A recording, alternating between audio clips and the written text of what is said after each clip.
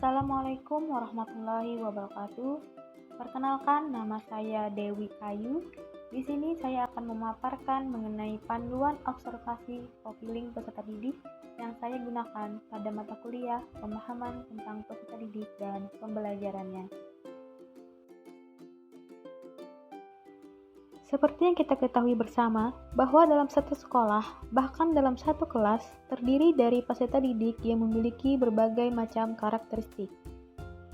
Kegiatan observasi ini bertujuan untuk memahami profil dan karakteristik peserta didik, sehingga hasil dari observasi profiling peserta didik ini akan menjadi sarana penunjang bagi guru untuk memetakan karakteristik peserta didik dan dapat mempermudah guru dalam memahami perkembangan peserta didik.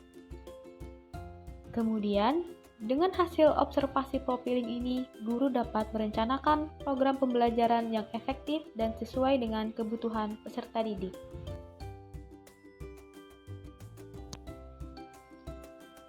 Observasi profiling ini dilakukan dengan metode pengisian angket. Adapun tata cara dari pengisian angket ini adalah: yang pertama, peserta didik mengisi identitas. Kemudian, peserta didik mengisi jawaban. Adapun petunjuk pengisian dari angket ini adalah dengan memberikan centang pada kolom yang disediakan dengan skala 1-4. Kemudian, peserta didik diminta untuk memberikan tanggapan berupa iya atau tidak. Kemudian, peserta didik juga diminta untuk memberikan jawaban pada kolom yang telah disediakan. Adapun aspek yang diamati pada observasi profiling peserta didik ini mencakup 11 aspek, yaitu etnik peserta didik, kultural peserta didik, status sosial peserta didik, minat peserta didik, aspek psikologis yang mencakup kognitif, sosial, emosi, dan moral, kemudian aspek perkembangan bahasa, kemampuan awal peserta didik, gaya belajar peserta didik, aspek motivasi belajar, dan yang terakhir perkembangan motorik pada peserta didik. Aspek yang pertama yaitu etnik peserta didik. Peserta didik diminta untuk memberi tanggapan mengenai pertanyaan dari suku mana mereka berasal. Kemudian, pada indikator aspek etnik selanjutnya, peserta didik diminta untuk memberi tanggapan dari skala 1-4. Indikator ini merupakan penjabaran dari bagaimana peserta didik yang berasal dari suku tertentu dapat menghormati, berinteraksi, dan berbuat baik terhadap sesama ataupun guru yang berasal dari etnik yang berbeda dengan dirinya. Aspek yang kedua yaitu kultural peserta didik. Melalui aspek ini, peserta didik dapat diketahui berdasarkan budaya yang dimilikinya, baik pengaplikasiannya dalam lingkungan sekolah ataupun dalam lingkungan masyarakat. Seperti pada indikator pertanyaan yang pertama, berdoa bersama sebelum memulai pembelajaran. Peserta didik dapat memilih jawaban yang sesuai dengan pilihan mereka dengan pilihan jawaban iya atau tidak. Kemudian pada aspek yang ketiga yaitu mengenai status sosial peserta didik. Peserta didik diminta untuk memberi tanggapan mengenai pertanyaan. Contohnya, pekerjaan dari ayah dan pekerjaan dari ibu. Melalui aspek status sosial ini, dapat didata mengenai status sosial dari peserta didik.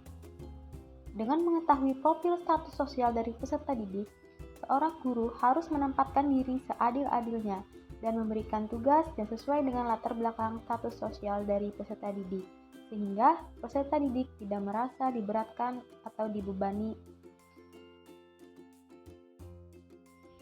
Aspek yang keempat yaitu minat peserta didik. Melalui aspek ini dapat didata mengenai sejauh mana minat peserta didik dalam belajar. Hal tersebut seperti yang tertuang dalam indikator mengenai peserta didik tidak berbicara ketika guru sedang mengajar. Kemudian, peserta didik tidak mengantuk ketika guru sedang mengajar, yang mana indikator tersebut dipilih berdasarkan skala 1-4. Manfaat dari adanya data minat belajar peserta didik ini dapat menjadi pedoman bagi guru untuk mengembangkan model ataupun metode pembelajaran yang menyenangkan, menantang, dan inovatif. Serta Guru dapat menggunakan beragam media pembelajaran yang dapat meningkatkan minat peserta didik dalam belajar. Yang kelima yaitu mengenai aspek perkembangan fisiologis peserta didik. Melalui pendataan ini dapat diketahui perkembangan fisiologis yang dimiliki oleh peserta didik. Apakah sudah sesuai dengan perkembangan yang seusianya atau apakah belum? Yang mana indikator untuk mengetahui perkembangan fisiologis tersebut dipilih berdasarkan skala 1-4, seperti pada contoh pertanyaan, apakah peserta didik sudah mengalami menstruasi pada perempuan dan apakah peserta didik sudah mengalami mimpi basah pada laki-laki. Kemudian, peserta didik juga diminta untuk memberi jawaban atas pertanyaan mengenai berat badan dan tinggi badan serta riwayat penyakit yang dimiliki. Hal tersebut untuk menilai mengenai sejauh mana perkembangan fisiologis dari peserta didik.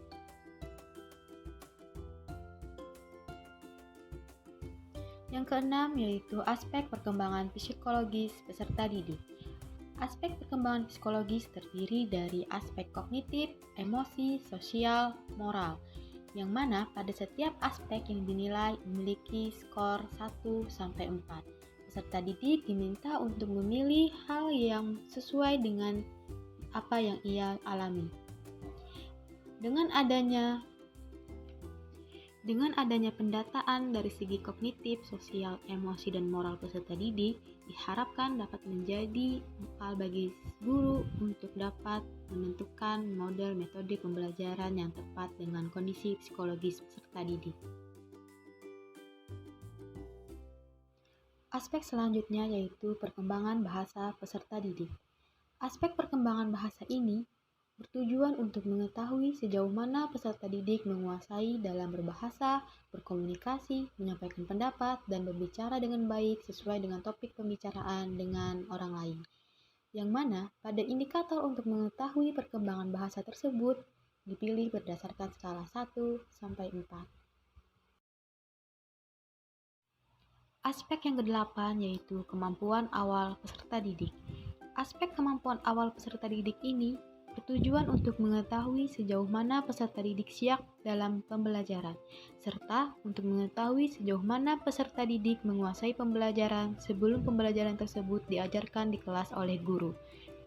Yang mana pada indikator untuk mengetahui kemampuan awal peserta didik ini dipilih berdasarkan jawaban iya atau tidak berdasarkan atas apa yang mereka alami.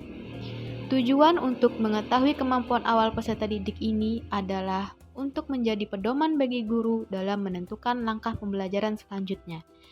Apakah perlu mengulang materi yang belum dipahami atau apakah guru perlu pengembangan atas materi tersebut.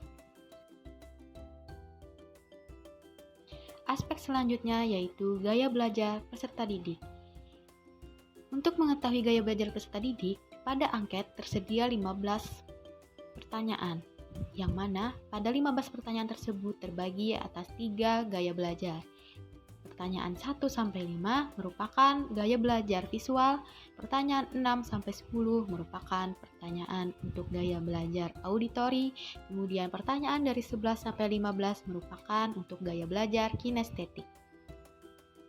Yang mana pada indikator tersebut berisikan pilihan iya atau tidak sesuai dengan apa yang mereka rasakan.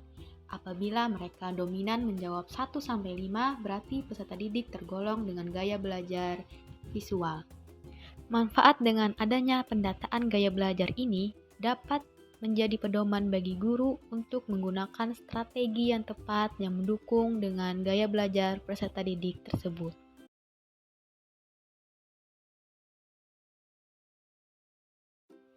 Aspek yang ke-10 yaitu motivasi peserta didik. Motivasi di sini terkait dengan motivasi belajar peserta didik.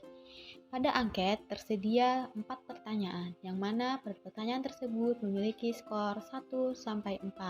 Peserta didik diminta untuk memilih pertanyaan sesuai dengan apa yang mereka rasakan. Aspek yang terakhir yaitu perkembangan motorik peserta didik. Perkembangan motorik merupakan proses yang sejalan dengan bertambahnya usia secara bertahap dan berkesinambungan, di mana gerakan individu meningkat dari keadaan sederhana, tidak terorganisir, dan tidak terampil ke arah penggunaan keterampilan motorik yang lebih kompleks dan terorganisir dengan baik. Untuk mengetahui perkembangan motorik pada peserta didik, disediakan angket dengan beberapa pertanyaan, yang mana pada setiap pertanyaan memiliki skor 1-4. Peserta didik diminta untuk memilih indikator yang sesuai dengan apa yang mereka rasakan.